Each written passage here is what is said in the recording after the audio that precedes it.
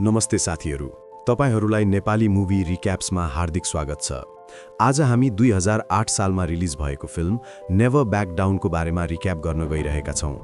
यो कथामा जेक टाइलर नामका पात्र छन् जो एक साधारण केटा हुन्छन्, तर उनको कलेजमा एकजना केटासँग फाइट पर्छ जहाँ उसले नमज्जासँग कुटाइ खान्छ। त्यसपछि जेकलाई थाहा हुन्छ कि उसले पनि फाइट लड्न सिक्नुपर्छ। त्यसपछि ऊ आफ्नो लागि गुरु खोज्छ र कलेजको सबैभन्दा खतरनाक फाइटर बन्छ। कथाको सुरुमा हामीले हाई स्कुलको रग्बी खेलको दृश्य देख्छौं। यहाँ हामीले जेकलाई देख्छौं जसले धेरै राम्रो प्रदर्शन गरिरहेको हुन्छ। सबैजना उसको प्रदर्शनबाट धेरै खुसी छन् र उसलाई चियर गरिरहेका हुन्छन्। सबैजनाले सोध्छन् कि जेकले यो खेल चाँडै जित्नेछ। यो कुरा अर्को टोलीका खेलाडीहरूलाई पनि थाहा हुन्छ र उनीहरूले माइन्ड गेम खेल्न थाल्छन्। एक केटा जेक कहाँ आउँछ र भन्छ कि तिमीले यो खेल जित्न सक्ने छैनौ किनभने तिमीले आफ्नो बुबालाई पनि बचाउन सकेनौ, र जब तिमी आफ्नो बुबालाई त बचाउन सकेनौ तब यो म्याच कसरी जित्ने आशा गर्छौ। यो सुनेर जेक रिसाउँछ र झगडा गर्न थाल्छ।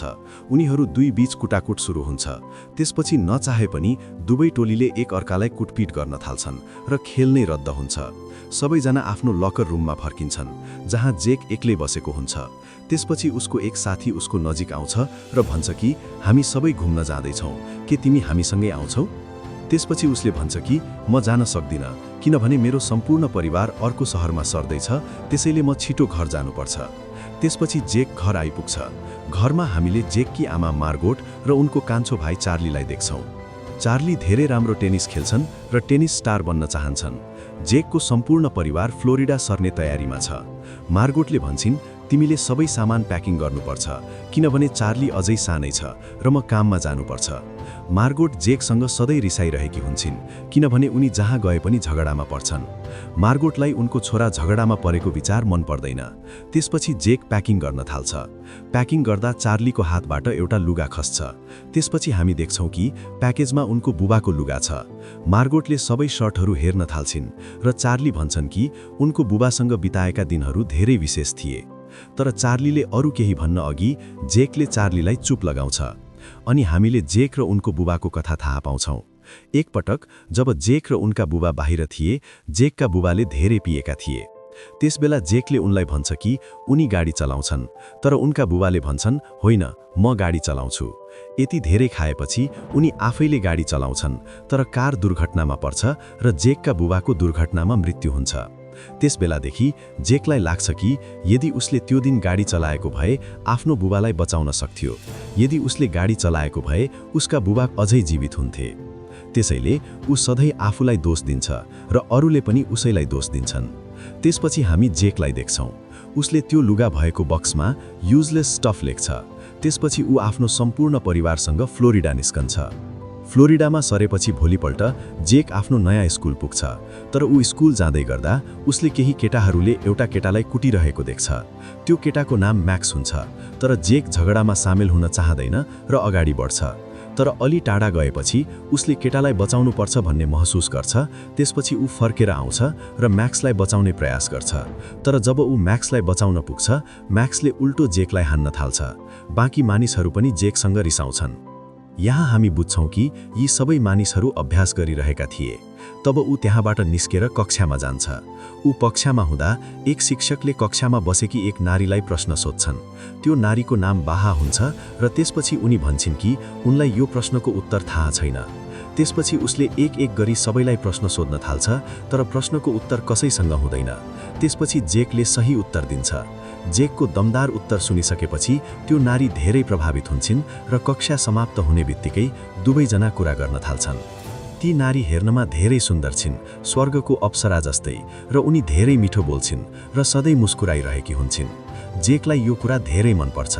त्यसपछि दुवैजना लामो समयसम्म कुरा गर्छन् र अन्त्यमा आफ्नो घरतिर लाग्छन्। घर आएपछि पनि जेकले बाहालाई नै याद गरिरहेको हुन्छ। त्यसपछि उसकी आमाले उसलाई सोध्छिन् कि तिम्रो विद्यालय कस्तो भयो, पहिलो दिन कस्तो थियो। त्यसपछि उसले भन्छ कि विद्यालय राम्रो छ, मलाई यो विद्यालय मन पर्यो र भोलिपल्ट ऊ फेरि विद्यालय जान्छ। तर जब ऊ क्यान्टिनमा हुन्छ, म्याक्स उसको छेउमा आउँछ। आज ऊ जेकसँग धेरै मज्जाले कुरा गरिरहेको हुन्छ। जेकले बुझ्न सक्दैन कि म्याक्स कसरी यसरी कुरा गरिरहेको छ, किनभने हिजो म्याक्सले उसलाई हानेको थियो। त्यसपछि म्याक्सले जेकको उच्च माध्यमिक स्कुलको झगडाको भिडियो देखाउँछ। जेकलाई विश्वास हुँदैन यो भिडियो म्याक्सले कसरी पायो। यो भिडियो जताततै भाइरल भएको छ। पुरै कलेजले यो भिडियो हेरेको छ। नचाहे पनि ऊ पुरै कलेजमा चर्चित भएको छ। सबैलाई लाग्छ कि अब जेक यहाँको नयाँ बदमास हो, तर जेकलाई यी सबै कुरा थाहा हुने बित्तिकै उनी चिन्तित हुन्छन्, किनभने ऊ यहाँ कुनै समस्या चाहँदैन। उनकी आमालाई झगडा गरेको पटक्कै मन पर्दैन। यदि ऊ यहाँ पनि झगडा गर्छ भने ऊ आफैले यो कुरा गोप्य राख्नुपर्नेछ। जेक दिनभरि कसैसँग बोल्दैन, तर ऊ घर फर्कदा स्वर्गकी अप्सराले उसलाई रोक्छे र भन्छे कि आज राति पार्टी छ, म तिमीलाई त्यहाँ निम्तो दिँदैछु, तिमी आउनुपर्छ। जेक घर पुगेर कपडा फेर्छ र राति पार्टीमा आइपुग्छ। त्यहाँ उसले रायन नामको केटालाई भेट्छ, जो कलेजको मिश्रित मार्शल आर्ट्स च्याम्पियन हो, अनि हामीलाई थाहा हुन्छ कि ऊ बाहाको प्रेमी हुन्छ। रायनले जेकसँग मित्रतापूर्ण तरिकाले कुरा गर्छ। उसले उसलाई पार्टीमा घुमाउँछ र यहाँका नियमहरू बताउँछ।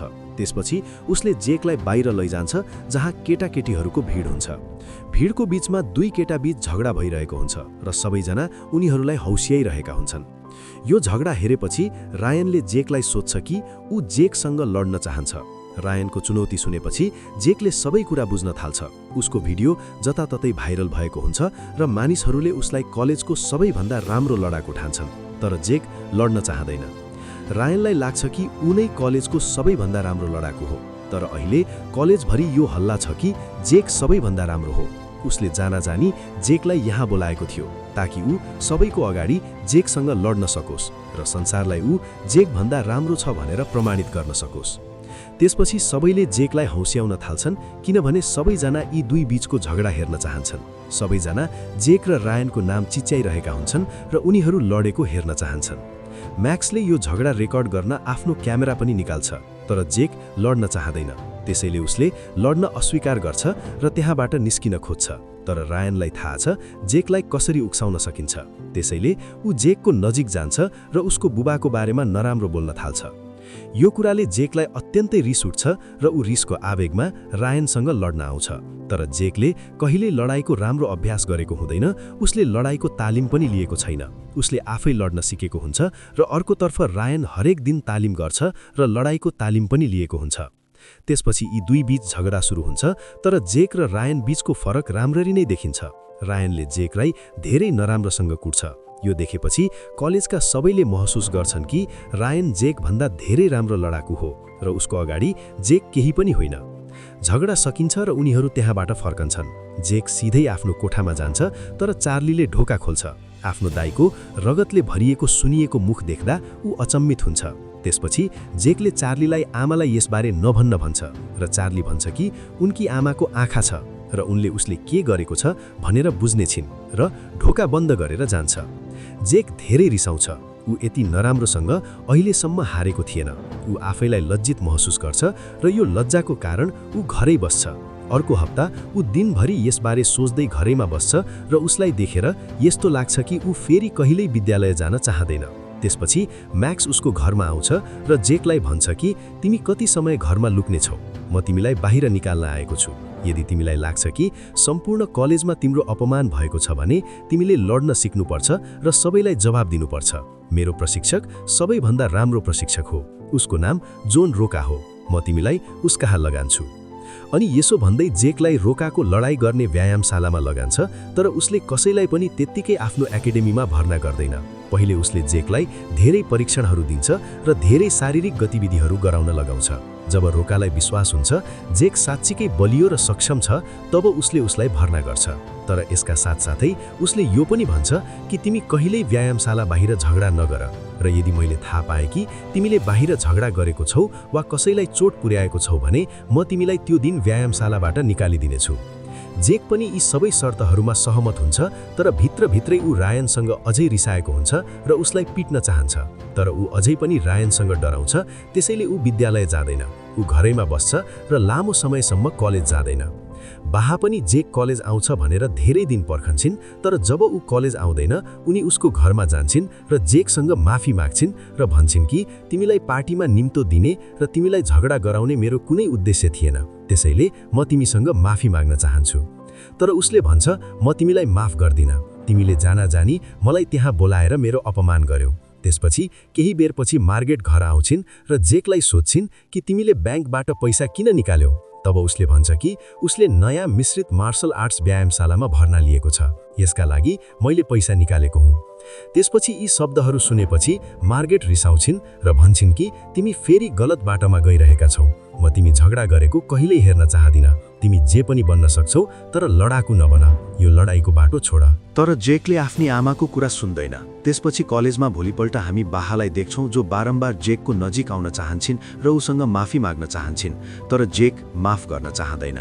उसलाई लाग्छ कि उनी गलत छिन्, तैपनि उनी यसरी प्रयास गरिरहेकी हुन्छन्। उनलाई थाहा हुन्छ कि रायनले जेकलाई जे गर्यो त्यो गलत काम थियो, त्यसैले उनी गएर रायनलाई यसबारे बताउँछिन्, तर ऊ धेरै रिसालु स्वभावको हुन्छ र बाहासँग रिसाउन थाल्छ।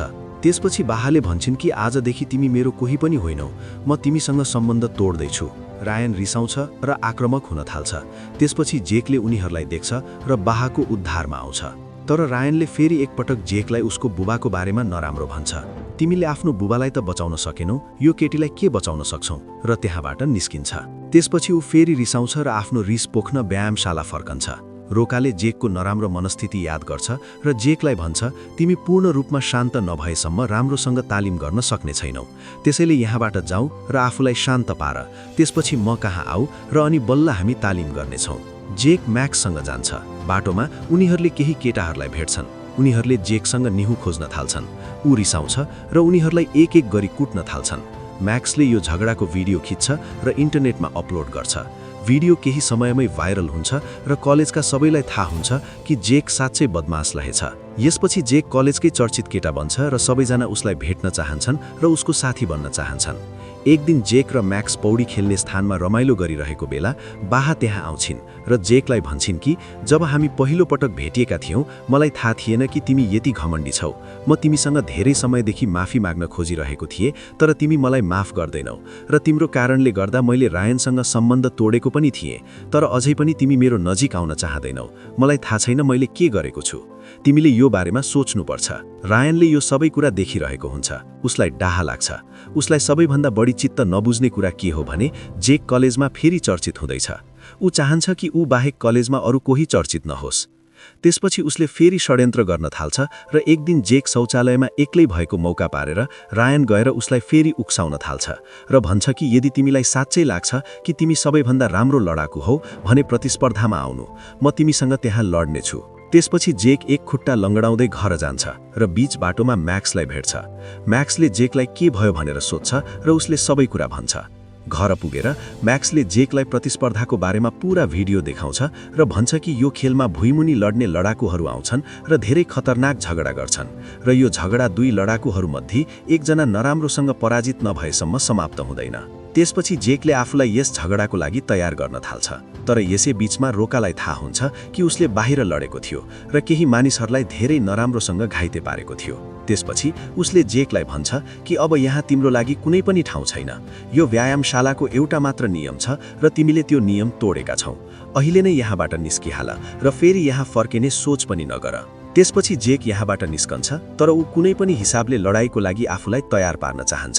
त्यसपछि ऊ रोकालाई पछ्याउन थाल्छ र एक दिन ऊ बजारमा जान्छ र उसलाई भेट्छ। त्यति बेला रोकाले उसलाई कुनै ध्यान दिँदैन, तर जेकले आफ्नो बुबाको बारेमा रोकालाई भन्छ। उसले आफ्नो बुबालाई बचाउन सक्थ्यो, तर उसले सकेन। सबैले यो कुरा थाहा भयो। त्यसबेलादेखि सबैले जेकलाई सताउन थाले। ऊ जहाँ जान्छ सबैले उसलाई कमजोर ठान्छन्, त्यसैले जेक आफूलाई मद्दत गर्न चाहन्छ।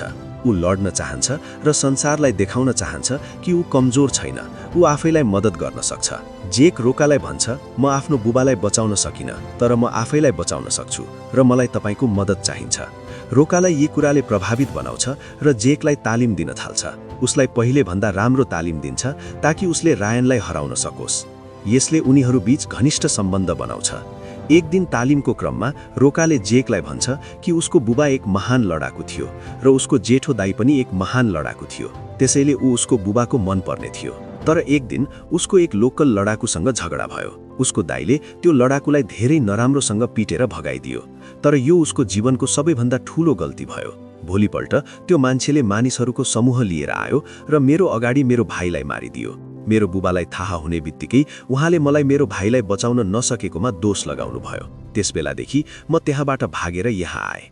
म अझै पनि आफ्नो परिवारमा फर्कन सक्दिनँ, किनभने मसँग मेरो भाइलाई किन बचाउन सकिन भन्ने जवाफ छैन र म मेरो जीवनभर यही बस्छु। त्यो रात मार्गोट पनि रोकाको व्यायामशालामा आउँछिन् र उनलाई अर्को 2 महिनाको तलब दिन्छिन्, जसको अर्थ अब मार्गोटले पनि निर्णय गरेकी छिन् कि जेक लडाकु बन्न चाहेकोमा उनलाई कुनै समस्या छैन। यो देखेपछि रोका धेरै खुसी हुन्छन् कि जेकलाई उसको घर परिवारले साथ दिइरहेका छन्। त्यसपछि हामी जेकलाई देख्छौँ। ऊ बाहालाई भेट्न जान्छ र उनीसँग माफी माग्छ र भन्छ कि म धेरै पहिले नै तिमी कहाँ आउन चाहन्थे, तर ममा साहस थिएन। त्यसैले म तिमीसँग घमण्डी भएकोमा माफी माग्न चाहन्छु, तर अब म तिमीसँगै छु, मलाई तिमी मनपर्छ। बाहाले यो कुरा स्वीकार गर्छिन्। उनको मनमा पनि जेकको लागि फिलिङ हुन्छ र त्यसबेलादेखि दुईजना सँगै सम्बन्धमा बस्न थाल्छन्। म्याक्सले जेकलाई भन्छ कि अबको केही दिनमा टुर्नामेन्ट सुरु हुनेछ, तर अब जेकको मन परिवर्तन हुन थाल्छ, किनभने ऊ कसैसँग लड्न चाहदैन। ऊ आफ्नो निर्णयमा अडिग भएर बस्छ र विश्वास गर्छ कि ऊ शान्तिपूर्वक आफ्नो जीवन बिताउन सक्छ। त्यसपछि हामी रायनलाई देख्छौँ, जो धेरै कडा अभ्यास गरिरहेको हुन्छ। त्यसपछि उसको बुबा उसको नजिक आउँछन् र भन्छन्, मलाई लाग्दैन कि तिमी सबैभन्दा राम्रो हौ। यदि यो वर्गले तिमीलाई जित्छ भने अझ बढी अभ्यास गर। यसले रायनलाई सताउन थाल्छ। जेकले फाइट नलड्ने निर्णय गरेको थाहा पाएपछि उसले म्याक्सलाई आफ्नो घर बोलाउँछ र उसलाई नराम्रोसँग कुट्न थाल्छ। उनीहरूले म्याक्सलाई जेकको घर अगाडि छोड्छन् र त्यहाँबाट भाग्छन्। जेकले म्याक्सलाई देख्ने बित्तिकै उसलाई अस्पताल लैजान्छ र रिसाएर बाहिर निस्किन्छ। ऊ रायनलाई हराएको हेर्न चाहन्छ। त्यसपछि ऊ रोकाकोमा जान्छ र उसले भन्छ, तिमी गलत बाटोमा छौ। तिम्रो रिसले तिमीलाई बर्बाद मात्र गर्नेछ। तिमीले लड्ने बारेमा सोच्नु हुँदैन। तर जेक न रोकाको कुरा सुन्छ न बाहाको। बाहाले उसलाई बुझाउन खोज्छिन्, तर ऊ भन्छ कि उसले कुनै पनि हालतमा रायनलाई हराउनु पर्छ र त्यो टुर्नामेन्टमा भाग लिन्छ। एक एक गरेर उसले आफ्ना सबै खेलहरू जित्छ र अर्कोतर्फ रायनले पनि आफ्ना खेलहरू जित्न थाल्छ। दुवै सेमिफाइनलमा पुग्छन्। त्यसपछि बाहा पनि त्यहाँ आइपुग्छिन् र भन्छिन् कि अबदेखि म तिमीसँगै छु। मलाई थाहा छ तिमी किन लड्छौ। तिमी लड्छौ ताकि तिमी भविष्यमा लड्नु नपरोस्। तिमी कसैलाई चोट पुर्याउन चाहदैनौ, त्यसैले अबदेखि म तिम्रो साथमा छु। त्यसपछि हामी देख्छौँ कि रायन अयोग्य घोषित भएको छ। उसले नियमहरूको पालना गरेन र ड्रग्स पनि लिएको थियो। यो सुनेपछि जेक भन्छ कि ऊ पनि यो टुर्नामेन्टमा खेल्न चाहदैन। यो कुरा सुनेर रायन अझै धेरै रिसाउँछ। ऊ कुनै पनि हालतमा जेकसँग लड्न चाहन्छ। ऊ पनि बाहिर आउँछ र जेकलाई पार्किङ स्थानमै समातेर पिट्न थाल्छ। दुवैजना बीच खतरनाक झगडा सुरु हुन्छ। जेक घाइते भए पनि रायनसँग मज्जाले लड्छ। उनीहरूको झगडाको कुरा सुनेर हलभित्र भएका मानिसहरू पनि बाहिर उनीहरूलाई हेर्न आउँछन्। यो देखेर सबैजना छक्क पर्छन्। हामी देख्छौँ कि रायनले जेकलाई मज्जाले कुटिरहेको छ, तर त्यसपछि जेकले आफूलाई शान्त गर्छ र रोकाको तालिम सम्झन्छ र रायनलाई आक्रमण गर्न थाल्छ। जेकको नयाँ फाइटिङ शैलीसँग रायनले फाइट गर्न सक्दैन र अन्त्यमा हार्छ। जेकलाई लडेको देखेपछि सबैले महसुस गर्छन् कि ऊ कति महान फाइटर हो। यो खेल जितेर उसले फेरि एकपटक कलेजमा आफ्नो सम्मान कमाउँछ। जेकको जितबाट सबैजना खुसी छन्, तर अर्कोतर्फ हामी रोकालाई देख्छौँ, जसले महसुस गर्छ कि ऊ अझै पनि आफ्नो बुबा कहाँ जान सक्छ। त्यसपछि उसले आफ्ना सबै सामानहरू प्याक गर्छ र ब्राजिल जान्छ र यससँगै फिल्म समाप्त हुन्छ। र साथीहरू, तपाईहरूलाई आजको भिडियो कस्तो लाग्यो? यदि तपाईलाई हाम्रो भिडियो मन पर्यो भने लाइक, शेयर र च्यानललाई सब्स्क्राइब गर्न नबिर्सनुहोला। धन्यवाद।